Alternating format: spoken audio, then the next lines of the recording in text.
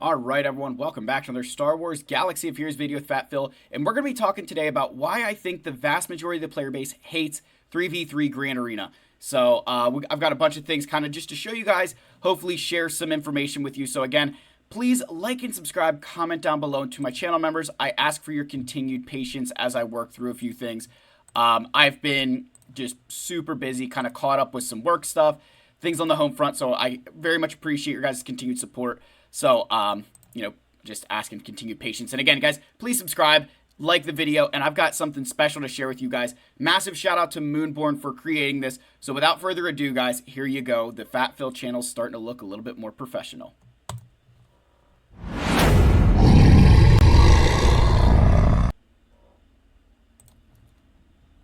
Yeah, that thing is friggin' awesome, okay? So, huge shout out Moonborn. You guys will see some new art, not only in the profile picture, but hopefully on the channel as well. So, I want to give a huge shout out to him, starting the background music now, but thank you so much for making that. He reached out, said, hey, I was doing some stuff with Egnards, noticed you didn't have any artwork, would you like me to make you something? And so I'm so grateful, and I am so excited. I'm probably going to use you for more stuff, man, I'm not going to lie, because that is just absolutely beautiful. So, let's talk about 3v3 Grand Arena. Let's start off with, I'd say, the first reason why most people hate this game mode. Whoops, that's not it. It's not Zori. A lack of practice. So, 3v3 is one of these game modes where you just don't get enough practice. And honestly, it even goes beyond that to say that it's not practical. That a lot of teams are not created with the mindset that, hey, there's only going to be 3 characters here. That so many teams, there's, 4 or 5, like that you could maybe make a team of, your 4 characters is good. Like, I think about that with, like, the Jedi Master Kenobi team. But some of these teams really struggle without that, 4th and 5th members because they all play a vital role in how that team operates. And so I use, like, Imperial Troopers as a great example here where without Range Trooper and Moff Gideon or somebody else, this team definitely loses some of the stuff that makes it really, really good. So, and I think that causes a lot of lack of practice if you don't understand what moves to do because you're not used to not having some of those other abilities. So I really wish there was a way that we could even practice 3v3 Grand Arena, which all goes back to sandbox mode, which they'll never do because it won't make them money. But I think for a lot of us, it's just the lack of practice, that if we got to mess around and try and figure out how 3v3 Grand Arena worked, I think we'd be happy. So very much think lack of practice is one of those areas where, and that wouldn't be that hard to really implement. Like, just, hey, gonna go 3v3. Like, you could select, literally in that sandbox mode, all you'd have to do is select, like, hey, Territory Wars, GAC 5v5, GAC 3v3, and you could, move on with your life. So, that's a big one. Next is the amount of teams required for offense and defense. So, to just show you guys this, make sure you guys believe me here. So, in 3v3, you need 5 ground teams in each of these areas, so for a total of 15. Whereas in 5v5, you need 4 in the front zones and 3 in the back zone for 11. Nope, sorry, I was just checking on my baby monitor for my daughter there. I thought she was starting to wake up. So you need far more teams in Grand Arena for 3v3 than you do 5v5. Now, in some cases, what people are going to say is, oh, well, Phil, you could split up teams and things like that. And I completely agree. But I think it gives an advantage to the players like myself and others where when you have a lot more galactic power, you can create far better teams. You're going to get far more out of your roster because you've got more options. Like, think about if you had to go up against me. Right, I can make a CLS team. I can make a Beskar Mando team. I can make all these various teams in 3v3 GAC that if you don't have that stuff, you're missing out on. And I think that galactic power gap gets exacerbated because I think about 5v5 and, it's a lot easier in 5v5 to overcome that gap because there's only 11 teams. So yes, if you can, you've got to make it through those 11 teams and they could be very difficult. But I'd much rather make it through 11 very difficult teams than 15 very difficult teams. I think everybody would agree with that, right? So I think one of the areas that always has kind of bothered me, and I think other players about 3v3, is that galactic power is, the difference in galactic power gets exacerbated, in my opinion, in 3v3 because that player can utilize far more of their account to make those teams, So this is a big one that I definitely think. honestly, it makes the Grand Arenas feel longer. Like, even though it probably takes just as much time to do 3v3 as it does 5v5, it just feels like so much more work to do those extra battles. And you think like, oh, it's only 4 extra battles, but it's the feeling, right? I don't know that people have ever truly loved this game mode, and like, the fact that you have to do more just really is annoying. The next one is that certain Galactic Legends, like these ones right here, I feel that some teams, particularly these 3 Galactic Legends, get far harder to deal with in 3v3 than they are 5v5, because a lot of their counters are reliant, again, kind of similar to this stuff up here, where they're reliant on having a full team to counter them. Think about Ray, for example. A lot of players use the Star Killer to, counter Ray. Get the current Datacron set, just ignore it. It doesn't matter right now. That in 5v5, you've got Old Ben in there. You've got Visa Smart. You've got some, like, cushion that your Old Ben can eat some sudden whirlwinds, can tank some of those hits. Whereas in 3v3, you don't really have that luxury. And so I think, like, it makes that counter harder. And you can say, oh, well, that's like, the good part about 3v3 is that it makes things harder.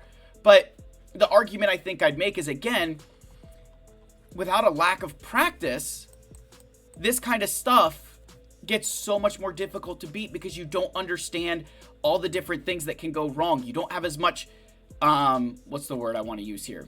You don't have as much room for error.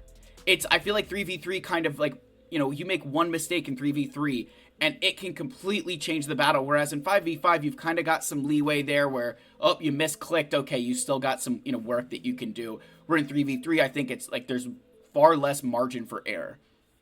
And I think that this goes beyond just characters like, these Galactic Legends. Think about teams like, for example, the Tuskens, right? Tuskens having like 3v3 Omicrons are, super, super good. Few of the other examples where I'd say like, 3v3 really can make some much more difficult teams to beat would be, where am I at here? I'm trying to, oh yeah, like your Sith Empire. Just think about that person who has Darth Malgus, right? You can create a Sith Empire team of Darth Revan, Darth Malak, and Bastila Shan, and then still have a Darth Malgus team. Now your Darth Malgus team isn't quite as good, but just to play the devil's advocate here, I'd much rather you go up against my Darth Malgus team that's, okay, it's not the greatest, but still there, and then still have to go beat this team as well. Like, right there's a great example of how you can, one, use those kind of things, but you think this Darth Revan team, like, I'd much rather fight this Darth Revan team in a 5v5 than I would 3v3, because in 5v5, I at least have some other characters to provide turn meter to me, because I'd probably use Imperial Troopers. Another good example of a team that I think in 3v3 that, and then the other side of this I'd say is that certain teams in 3v3 kind of lose their value, or that they're not quite as effective because they're missing some of those parts. Like CLS is a great example of this, where CLS, 3PO, and Chewpio is a very good team in 3v3. But like Chewie and Han are, in my opinion, what makes that team so successful in 5v5. And so now you get to go use those guys, but these characters kind of lose a little bit of their value. Even like Mothma Rebel fighters, they can't run as much of a turn meter train in 3v3. Even like Galactic Legend Leia. I think Leia definitely loses a little bit of value in 3v3. She's still a very good GL there, but I think in 5v5, the one thing that I would give Leia is that there's far less counters. And I'd say by having more characters in 5v5, you're giving that Leia team just a little bit of an edge that otherwise is missing in 3v3. Because 3v3, it's R2 and it's Drogon most likely going with Leia. And it's very easy to make sure that Leia never gets under stealth, right? And you can kind of work through that team. But in 5v5, like there's some things there that can make that battle go a bit haywire if you're not prepared for them. So all of that said, I feel like there's this, certain GLs get far better. Other ones get a little bit worse, and it just kind of really changes things that I don't know that we're ready for. And I think it all kind of, for me, comes back to this lack of practice. That if we were able to, like, use these things, and I think the other side of this is that most character kits, like I said, they're not designed to have, like, 3 characters. Think about Jedi Master Kenobi team, right? I know I'm, kind of blabbering on here, but think about the Jedi Master Kenobi team. think about all the characters that are inside of this team. So let me just show you an example here. So right now, this is what my squad arena looks like. But so you got Jedi Master Kenobi, you got Commander Tano, then you have your tank in General Kenobi, and then you have Baby Tano. Those four kind of form that partnership of, hey, this is the most important stuff here.